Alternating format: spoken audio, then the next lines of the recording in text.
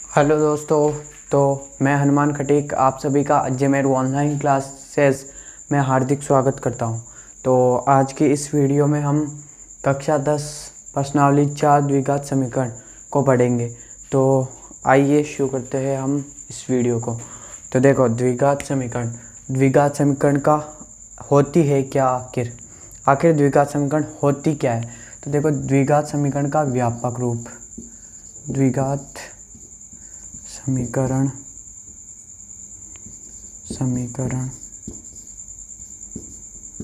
का व्यापक रूप। पहले आप इस प्रश्नावली को जानने से पहले इसका कुछ बेसिक है वो समझ ले। यहाँ पर ये प्रश्न उतरा हुआ है लेकिन इसका बेसिक मैं यहाँ पे आपको समझा रहा हूँ, ठीक है। तो द्विघात समीकरण क्या है, इसका व्यापक रूप है ax² प्लस bx प्लस सी, ठीक है, बराबर 0। ये द्विघात समीकरण का व्यापक रूप है जहाँ पर a, b, c ये तीनों ही वास्तविक संख्या है और ये x ये दोनों अचर पद है, ठीक है, चर पद है, ठीक है।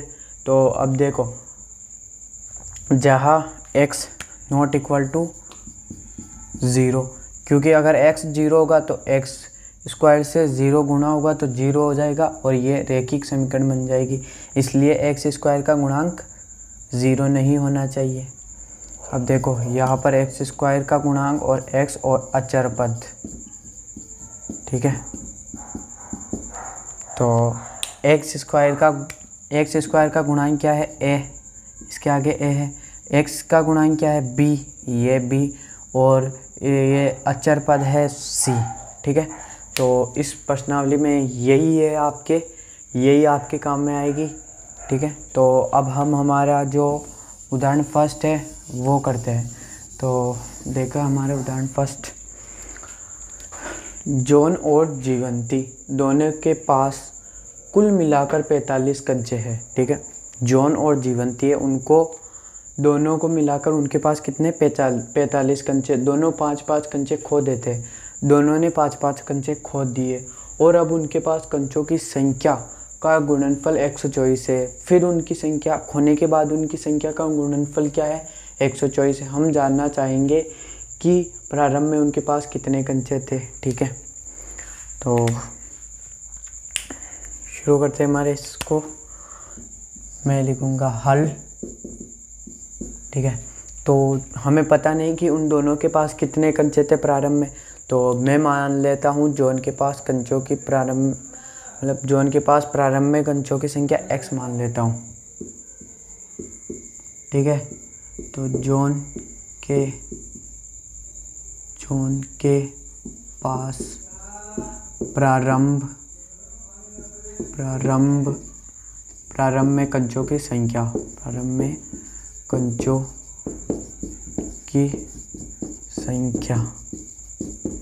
बराबर x, ठीक है। मैं जॉन के पास प्रारंभ में कंचों की संख्या x मान लेता हूँ। तो जीवंती के पास कंचों की संख्या, तो जीवंती, ठीक है। तो जीवंती के पास कंचों की संख्या,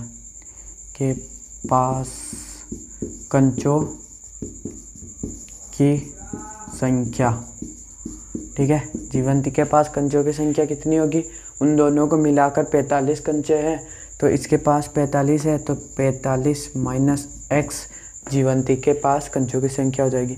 मान लो जो उनके पास 5 कंचे हैं, तो जीवंती के पास 45 माइनस 5 मतलब कि 40 कंचे। ये हमें प्रश्न में दिया हुआ नहीं है, हमने x मान लिया। 5-5 कंचे खो देने के बाद अब उन दोनों ने, उनके पास ये तो प्रारंभ में कंचे थे, ठीक है। अब उन दोनों ने 5-5 कंचे खो दिए, तो खोने के बाद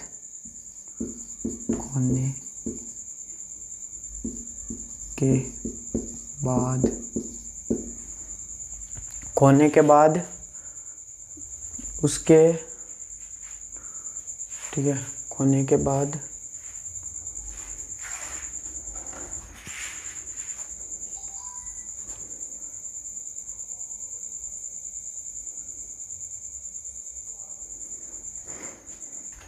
ठीक है। तो 5 कंचे खोने के बाद कंचों की संख्या, तो 5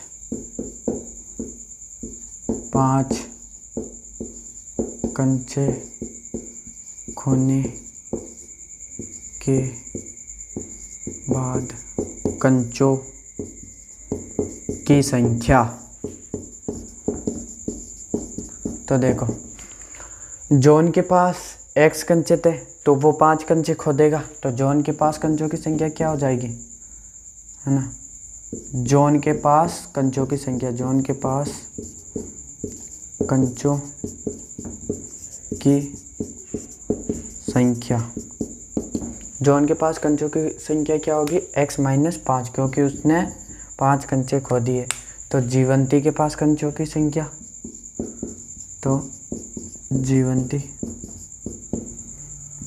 के पास कंचों की संख्या, जीवंती के पास कंचे की संख्या 45 माइनस x है, तो उसने भी 5 खो दिए, तो 45 माइनस x माइनस 5। अब देखो 45 में से 5 जाएंगे तो कितने बच जाएंगे, 40 माइनस x, ठीक है। अब क्या दे रखा है प्रश्न में, 5 कंचे और अब उनके पास कंचों की संख्या का गुणनफल। तो खोने के बाद कंचों की संख्या का गुणनफल, तो हम लिखेंगे प्रश्नानुसार, प्रश्न के अनुसार, क्योंकि प्रश्न बोल रहा है, प्रश्नानुसार क्या है, इन दोनों के गुणनफल 124 है। तो x माइनस 5, 40 माइनस x बराबर 124, ठीक है। अब इस x को इससे गुणा करेंगे, इस x को इससे गुणा करेंगे, फिर इस 5 को इससे करेंगे और इस 5 को इससे करेंगे, ठीक है। तो x को x से करेंगे तो 45x, x को 45 से करेंगे तो 45x। अब x को x से करेंगे तो ये माइनस का, तो माइनस का x स्क्वायर। अब -5 को 45 से करेंगे तो कितना आ जाएगा, सॉरी यहाँ पे 40 है, 45 नहीं है, यहाँ पे 40 है। तो अब इस -5 को 40 से करेंगे तो कितना आ जाएगा, माइनस का 200, ठीक है। अब इस 5 को -x से करेंगे तो माइनस का 5 और माइनस का x प्लस का 5x बराबर 124, ठीक है। 45x और यहाँ पे 5x दोनों प्लस के तो जुड़ जाएंगे, तो 45x minus x square minus 200 बराबर 124। अब ये x स्क्वायर उधर जाएगा, माइनस का तो उधर प्लस बन जाएगा, तो x square minus 45x plus 200 plus 124 बराबर 0। देखो ये x स्क्वायर है, ये माइनस का है, तो हमें x स्क्वायर का गुणांक क्या चाहिए, प्लस का चाहिए।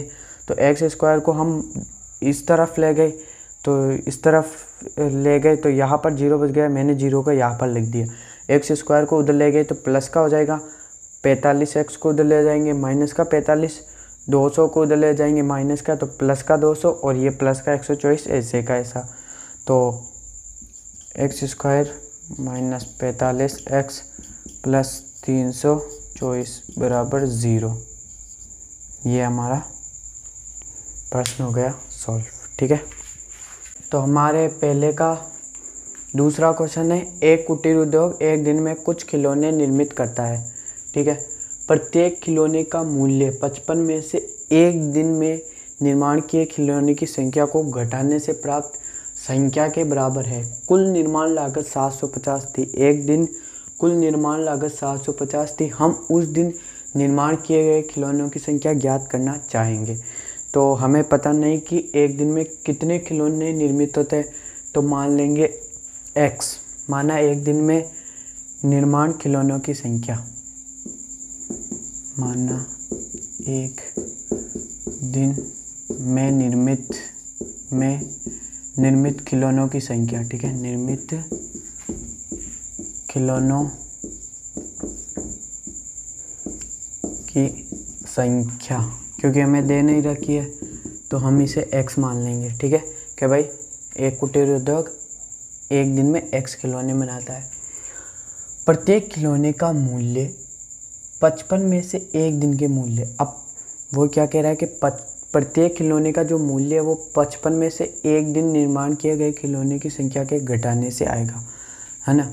तो एक, ठीक है, तो एक खिलौने का मूल्य, तो एक खिलौने, तो एक खिलौने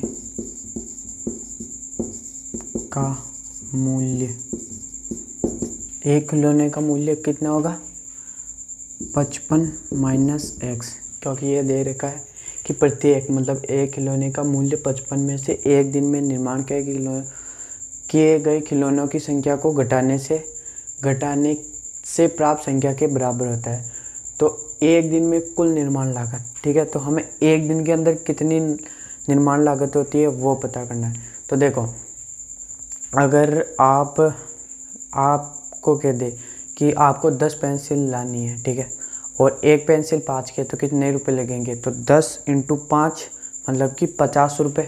तो इसी प्रकार एक दिन में निर्मित खिलौनों की संख्या और कुल खिलौनों की संख्या बराबर कितनी हो जाएगी, कुल निर्माण लागत, ठीक है।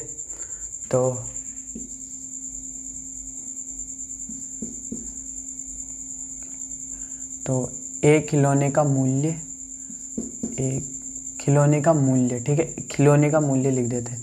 तो खिलौने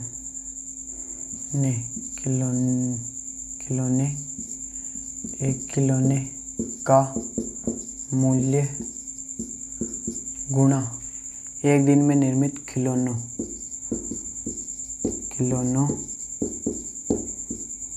का मूल्य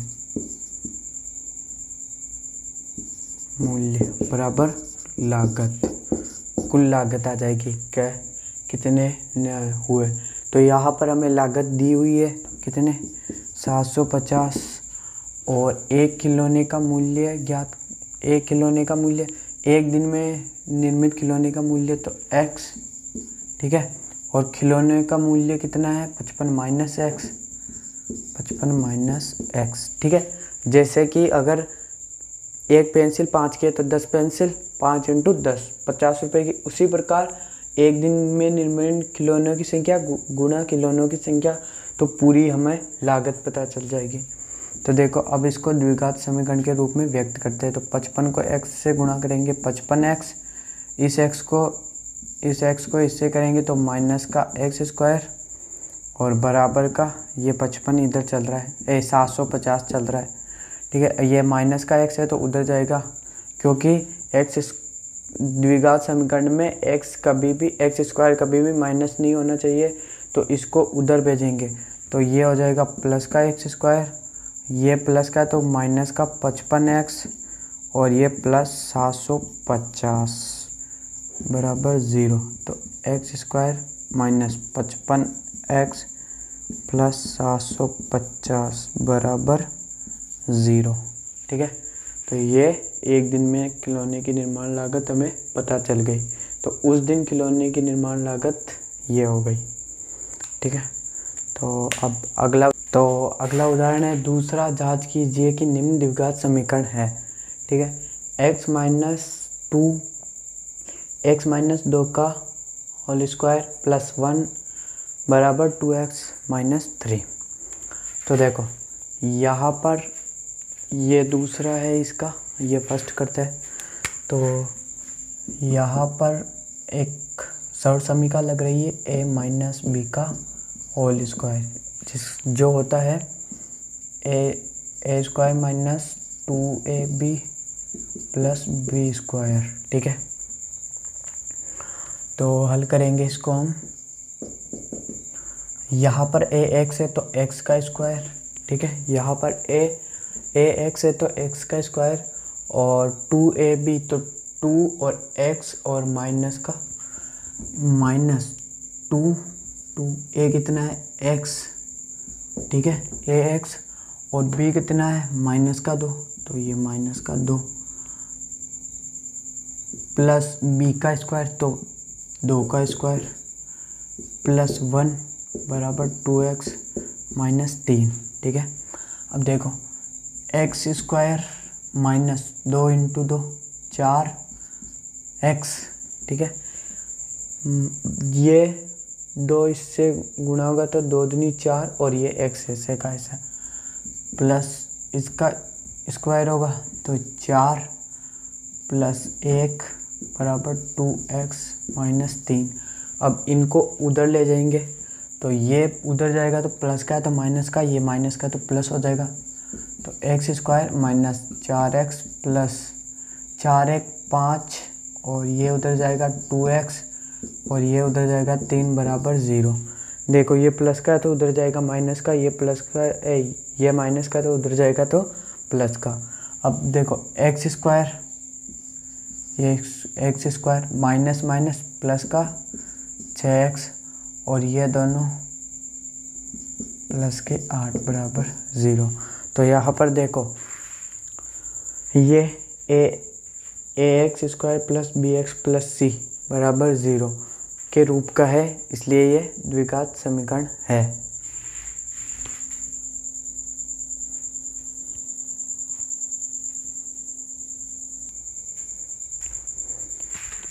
सॉरी, यहाँ पर एक्स स्क्वायर का एक्स स्क्वायर हो जाएगा और माइनस माइनस तो माइनस माइनस प्लस हो जाएंगे, लेकिन चिन्ह किसका आएगा, माइनस का।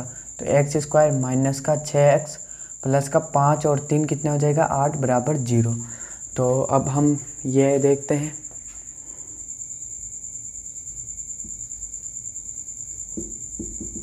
ठीक है, इसको हल करते हैं। तो देखो इस x को इससे करेंगे, फिर x को प्लस से करेंगे, तो x को x से करेंगे एक्स स्क्वायर प्लस x को 1 से करेंगे तो x प्लस का 8 बराबर x प्लस 2। तो इस x को पहले यहाँ से इसको इस x को इससे गुणा करेंगे तो एक्स स्क्वायर, x को इस माइनस 2 से करेंगे तो माइनस का 2x, फिर x को 2 से करेंगे तो प्लस का 2x, फिर इस 2 को 2 से करेंगे तो 4 माइनस का 4, ठीक है। अब देखो एक्स स्क्वायर, अब इन सब को उधर ले जाएंगे तो x square plus x plus 8, ये एक्स स्क्वायर प्लस का है तो उधर जाएगा तो माइनस का एक्स स्क्वायर हो जाएगा, और ये माइनस का 2x उधर जाएगा तो प्लस का 2x हो जाएगा। सॉरी, ये यहाँ पर माइनस का 2x और ये यहाँ पर प्लस का 2x, तो ये यहाँ से तो कर जाएंगे, ठीक है। और एक्स स्क्वायर उधर जाएगा तो प्लस का तो माइनस का हो जाएगा, और ये माइनस का 4 है तो उधर जाएगा तो प्लस का 4 हो जाएगा, ठीक है, बराबर 0 रह जाएगा यहाँ पे। अब देखो एक्स स्क्वायर माइनस और ये प्लस, तो इससे ये कट जाएगा, ठीक है। और यहाँ पर 8, ये भी प्लस का और ये भी प्लस का, तो x प्लस 12 बराबर 0, ठीक है। तो अब हम अगला उदाहरण लेते हैं।